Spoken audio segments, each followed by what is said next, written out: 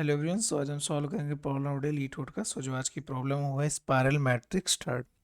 So basically इस question में given क्या है, हमको एक रो स्टार्ट और कॉलम स्टार्ट, हमको एक इंडेक्स दिया होगा और हमको एक मैट्रिक्स दी होगी रोज इनटू कॉलम्स की।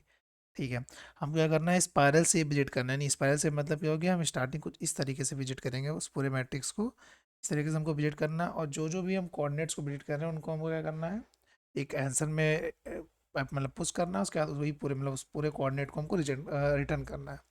ठीक है। यानी हमको हमको एक रो कॉलम स्टार्ट, हमको एक स्टार्टिंग पॉइंट दिया होगा, हमको एक पूरी मैट्रिक्स दी होगी। तो हमको उस स्टार्टिंग पॉइंट से क्या होगा, स्पाइरल ट्रैवर्सल करते हुए जाना है। और जिस जिस भी हम इंडेक्स से विजिट कर रहे हैं, जिस जिस भी एलिमेंट से विजिट कर रहे हैं, उनके इंडेक्स को हमको क्या करना है, रिटर्न करना है। टोटल मतलब सारे इंडेक्स को मिला के उसको रिटर्न करना है। ठीक है। तो मतलब क्वेश्चन बस इतना सा है। आप कंस्ट्रेंट समझते हैं। कंस्ट्रेंट को रो 20 पावर मतलब 100 दिया हुआ है, 20 पावर 2 और 20 पावर 8 जो होता है हमारा 1 सेकंड होता है। यहाँ हम इसको 4 टाइम मल्टीप्लाई कर सकते हैं। यानी एक्सपेक्टेड कॉम्प्लेक्सिटी जो होगी वो less than, not equal to, but less than equal to V of n⁴ होनी चाहिए। यानी जो भी हमें प्रूव सोचे, जो भी हम सोल्यूशन लगाए हो, उसकी एक्सपेक्टेड कॉम्प्लेक्सिटी इतनी हो सकती है, मतलब n⁴। अगर इसको तोड़ा जाए तो रो इंटू कॉलम, यानी बेसिकली रो इंटू कॉलम का स्क्वायर, नॉट n⁴, यानी रो इंटू कॉलम का स्क्वायर, क्योंकि दोनों ही सेम है। ठीक है। यानी हमको कंस्ट्रेंट भी समझ में आ गया, प्रॉब्लम भी हमको समझ में आ गया कि स्टार्टिंग पॉइंट दिया होगा, हमको स्पाइरल ट्रेवर्स करके हमको जो जिस भी एलिमेंट से विजिट करते हैं उसके हमको कोऑर्डिनेट को क्या करना है, उसको एक आंसर में पुश करना है। और फाइनली हमको सारे जब कोऑर्डिनेट को विजिट कर लें तो हमको फाइनल आंसर रिटर्न करना है। जैसे कि हमको यहाँ पर देखें कि हमको 5 रोज एंड 6 कॉलम दिया, यानी 5 रोज दिया हुआ है और 6 कॉलम दी हुई है। हमको स्टार्टिंग पॉइंट दी इनको हमको स्टार्टिंग कोऑर्डिनेट दिया हुआ है, जिसमें रो क्या है, फर्स्ट, यानी फर्स्ट रो ये रही, और फोर्थ कॉलम मतलब ये। तो हमको स्टार्टिंग पॉइंट ये रहा। हमें क्या करना है, इससे स्पाइरल ट्रेवर्सल करना है। तो इस तरीके से कुछ स्पाइरल ट्रेवर्स हम आउट जा सकते हैं, हम जो है इस मैट्रिक्स के बाहर जा सकते हैं, उससे कोई दिक्कत नहीं। क्वेश्चन में गिवन है, हमको बस इस पूरे मैट्रिक्स के एलिमेंट को ट्रेवर्स करना है। ठीक है। तो अगर इस क्वेश्चन को ध्यान से देखा जाए तो हम कैसे प्रिडिक्ट करें, सबसे पहले जो कोऑर्डिनेट है इसको हम पुश करेंगे। ठीक है। उसके बाद हम क्या कर रहे हैं, उसके हम राइट मूव कर रहे हैं। ठीक है। उसके बाद हम डाउन मूव कर रहे हैं, देन फिर लेफ्ट मूव कर रहे हैं, फिर अप मूव कर रहे हैं। ठीक है। हमारे पास ये कुछ इस तरीका पैटर्न हमको समझ में आ रहा है। ओके। अब अगर हम उसको ध्यान से देखें तो हम राइट और लेफ्ट कितने स्टेप मूव कर रहे हैं, सॉरी राइट और डाउन। हम पहले सबसे पहले राइट, जस्ट 1 सेकेंड, सबसे पहले हम राइट मूव किए 1 स्टेप, फिर डाउन मूव किए 1 स्टेप। ठीक है। फिर लेफ्ट मूव किए 2 स्टेप, फिर अप मूव किए 2 स्टेप, क्योंकि ये रहा पहले राइट वन, फिर जस्ट 1 सेकेंड, हम सबसे पहले राइट वन मूव किए, फिर लेफ्ट, सॉरी डाउन, फिर लेफ्ट 2 मूव, फिर अप 2 मूव। ठीक है। अब जब फिर हम राइट मूव करेंगे तो हम कितने स्टेप मूव करेंगे, 3। यानी राइट जब हम मूव करेंगे तो 3, फिर डाउन मूव करेंगे 3, फिर लेफ्ट मूव करेंगे 4, फिर अप मूव करेंगे 4।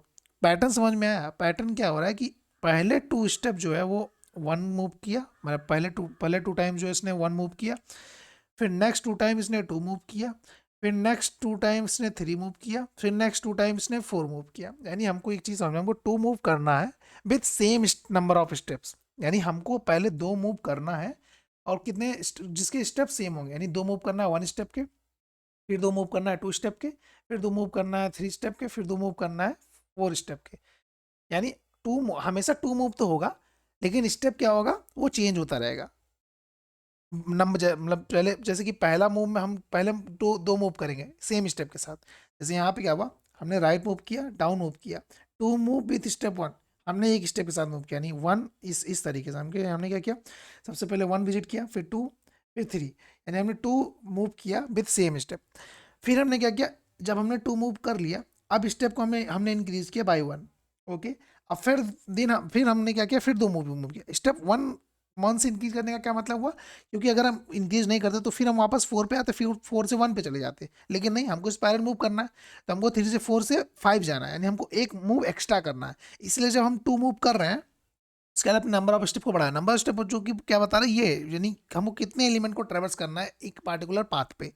तो सबसे पहले हमने 1 1 एलिमेंट को ट्रेवर्स किया। अगर फिर 1 करते तो फिर हम एक लूप में फंस जाते, लेकिन हमको ऐसा करना है, हमको स्पाइरल करना है, हमको इंक्रीज करना है। तो सबसे पहले 1 1 हमने ट्रेवर्स किया, फिर हम 2 ट्रेवर्स करेंगे नेक्स्ट 2 टाइम। जैसे कि अब हम क्या करें, 4 पे आए, 4 5, फिर हम 2 किए, फिर इसके बाद हम 3 पे जाएंगे, ऐसे फिर 3 पे आएंगे, फिर 4 पे जाएंगे। समझे। अब तो स्पाइरल मूव क्या करना है कि हमको 2 मूव तो कांस्टेंट है, यानी हमको 2 मूव तो करना है कि जो भी राइट डाउन अप लेफ्ट जो जाना है, इसको 2 तो मूव फिक्स है। अब नंबर ऑफ स्टेप्स जो होंगे वो नंबर ऑफ मूव के डिपेंड करेंगे। मतलब जैसे 2 कंप्लीट हो जाएगा हमारा 2 मूव, फिर हम नंबर ऑफ स्टेप को इंक्रीज कर देंगे 1, फिर 2 करेंगे, तो फिर 2 मूव, 2 मूव मतलब ट्रेवर्स करेंगे, फिर हम स्टेप को 1 से इंक्रीज कर देंगे। यानी हमको एक चीज़ तो समझ में आया, पहली बात कि हमको ये काम कब तक करना है, जब तक हम सारे एलिमेंट को ट्रेवर्स ना कर जाएं। अब ये कैसे पता चलेगा कि हम सारे एलिमेंट को ट्रेवर्स कर गए? यानी जो भी हम मान लेते हैं कि जो भी हम आंसर वेक्टर बनाएंगे, लेट सपोज हमने आंसर वेक्टर और वेक्टर बनाया जो कि स्टोर करेगा हमारे आंसर को, तो जब तक इसके अंदर की जितनी भी वैल्यू है, यानी आंसर का साइज जब तक कि लेस देन इक्वल टू है रोज इनटू कॉलम। ऑब्वियस सी बात है, क्योंकि नंबर ऑफ एलिमेंट कितने आएंगे, अगर इसके अंदर आर रोज हैं सी कॉलम है, तो इसके अंदर टोटल एलिमेंट कितने होंगे, आर इंटू सी, यानी 6 5 30, यानी टोटल 30 होगा। इसके अंदर 30 एलिमेंट्स होंगे। तो हम कब तक ये पार्टिकुलर इस काम को हम कब तक कर देंगे, जब तक कि हमारे आंसर के एलिमेंट जो होते हैं वो रो इनटू कॉलम के इक्वल नहीं हो जाते। ठीक है, ये तो समझ में आया कि हमको कब तक मतलब कब तक हमको ये काम करना है। ठीक है, ये काम मतलब कि हमको 2 मूव सिलेक्ट करना है और विद कांस्टेंट, मतलब उस पार्टिकुलर 2 मूव में हमको एक पार्टिकुलर कांस्टेंट स्टेप के साथ हमको मूव करना है। ओके, ठीक है, यानी हमको 2 मूव सेलेक्ट करना है, फिर हमको एक पार्टिकुलर कांस्टेंट स्टेप के साथ हमको मूव करना है। जैसे कि हमने पहले 2 मूव करना है किधर, राइट और डाउन। ठीक है, पर ये 2 मूव कंप्लीट हो गया। फिर हम क्या करेंगे, इसके बाद हम स्टेप को इंक्रीज करेंगे, फिर हम 2 मूव करेंगे, फिर 2 मूव हमने किया विद स्टेप 2, फिर हम क्या करेंगे, फिर 2 मूव करेंगे, 2 मूव किए विद स्टेप नंबर ऑफ 3। तो इस तरीके से हम करते रहेंगे, कब तक करेंगे, कब, जब तक कि हमारा आंसर का आंसर का साइज हमारा रो इनटू कॉलम के इक्वल नहीं हो जाता। ठीक है, हमको ये तो समझ में आया क्वेश्चन। अब कोड देख लेते हैं। तो बेसिकली हमने डायरेक्शन बना दिया।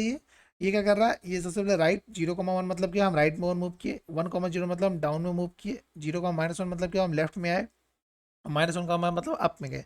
तो बेसिकली ये क्या है, राइट डाउन लेफ्ट अप, ये हमारे पास क्या है, डिस डायरेक्शन कि हमको किधर मूव करना है। ओके, अब हमने एक आंसर बना दिया, क्योंकि हमको ये रिटर्न करना है कि नंबर ऑफ मतलब जो रो कॉलम के जो कोऑर्डिनेट्स आ रहे हैं वही हमको रिटर्न करना है टोटल।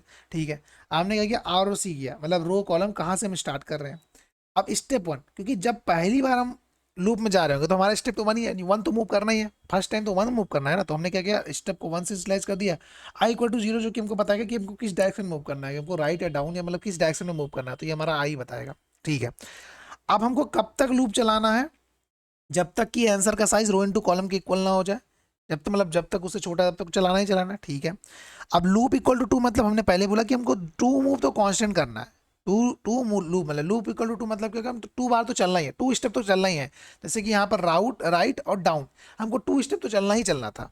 ठीक है, तो हमने क्या किया, 2 स्टेप में हमने डी आर डी सी निकाला, जो भी हमको डिस्टेंस निकालना है, जैसे डी आर डी सी हमको ये निकाल दिया पहले लूप में। ओके, अब हम इस नंबर ऑफ स्टेप्स, हम मैंने क्या कहा था कि 2 लूप तो हमको चलना ही चलना है, प्लस कितने स्टेप चलना है। जैसे कि राइट, जैसे हम मान लेते हैं कि 2 लूप चलना है, तो पहला लूप मतलब क्या हो गया, राइट जाना है। अब राइट कितने स्टेप जाना है, 1 स्टेप जाना है, 2 स्टेप जाना है, 3 स्टेप जाना है। तो स्टार्टिंग हमको 1 ही स्टेप जाना था, तो हमको 1 स्टेप पता ही है।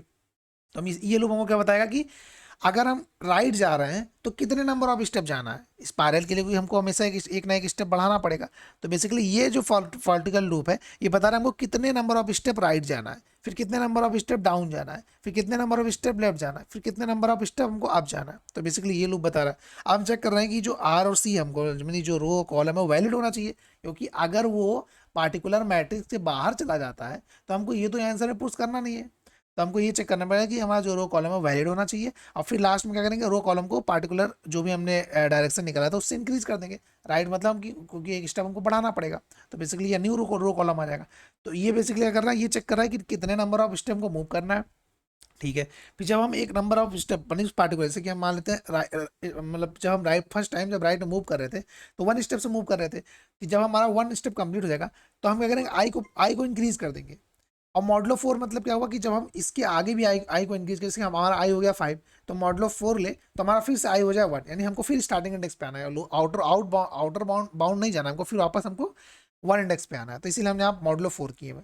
फिर जब हम आई को इंक्रीज करेंगे, अब हम क्या, हम कहाँ पहुँच जाएंगे, अब हम डाउन स्टेप पे पहुंच जाएंगे, यानी हमने राइट ट्रेवर्स कर लिया, अब हम डाउन के लिए जाएंगे, यानी फिर से हमको ये स्टेप, ये पार्टिकुलर लूप 2 टाइम चलना था तो 1 टाइम चल गया। अब नेक्स्ट टाइम हम डाउन के लिए चलेंगे, डाउन के लिए मतलब कितने नंबर ऑफ स्टेप हमको डाउन में चलना है। तो बेसिकली ये टोटल लूप हमको समझ में आया कि लूप क्या चल रहा है, कि हमको कितने लूप कितने, मतलब लूप मतलब हमको 2 टाइम चलना ही चलना है, क्योंकि लूप हमारा कांस्टेंट, एक राइट एक डाउन एक फिर अप एक अप, मतलब एक लेफ्ट एक अप, ये हमको तो कांस्टेंट है कि एक बार राइट डाउन फिर एक लेफ्ट अप। लेकिन उसमें कितने नंबर ऑफ स्टेप चलना है तो ये लूप डिसाइड करेगा। ओके, फिर हम क्या करेंगे, लास्ट में स्टेप को 1 से इंक्रीज कर देंगे, क्योंकि हमको 2 मूव चलना है, क्योंकि हमने ये 2 मूव चल लिया विद कांस्टेंट स्टेप, अगली बार हम स्टेप को 1 से इंक्रीज कर देंगे। तो बेसिकली हमको ये कब तक करना है, जब तक कि हमारा टोटल आंसर का size less than equal to row into column है। उसके बाद हम क्या करेंगे, फाइनल आंसर को रिटर्न कर देंगे। ठीक है, अब इसको समझते हैं कि स्पेस कॉम्प्लेक्सिटी और टाइम कॉम्प्लेक्सिटी क्या है। टोटल टाइम कॉम्प्लेक्सिटी देखा जाए तो ये लूप टू ही टाइम चल रहा है, और ये भी नंबर ऑफ स्टेप है, ये भी कौन सा टाइम चल रहा है, टोटल जो इसका हम देखा जाए तो लूप कितने टाइम चल रहा है, बेसिकली ये चल रहा है big of O row into column. यानी टाइम कॉम्प्लेक्सिटी इसकी क्या है, टोटल रो इंटू कॉलम, यानी टाइम कॉम्प्लेक्सिटी हो गई इसकी रो इंटू कॉलम, यानी जितने नंबर ऑफ रोज होंगे मतलब, और फिर इंटू जितने नंबर ऑफ कॉलम्स होंगे। स्पेस कॉम्प्लेक्सिटी हमने एक ही एक्स्ट्रा स्पेस यूज किया आंसर को स्टोर करने के लिए, और हमने डायरेक्शन दिए तो बेसिकली बिग ऑफ ओ मतलब 4 ही, यानी कांस्टेंट ही है। तो बेसिकली ओवरऑल स्पेस कॉम्प्लेक्सिटी क्या होगी, big of O row into column, क्योंकि हमको आंसर जो होगा हमारा इसमें कितना स्टोर होगा, रो इंटू कॉलम, यानी जितने भी रो होंगे तो कॉलम। यानी ओवरऑल टाइम कॉम्प्लेक्सिटी इसकी क्या हो गई, टाइम कॉम्प्लेक्सिटी हो गई big of O row into column, और स्पेस कॉम्प्लेक्सिटी क्या हो गया मेरे, big of O row into column.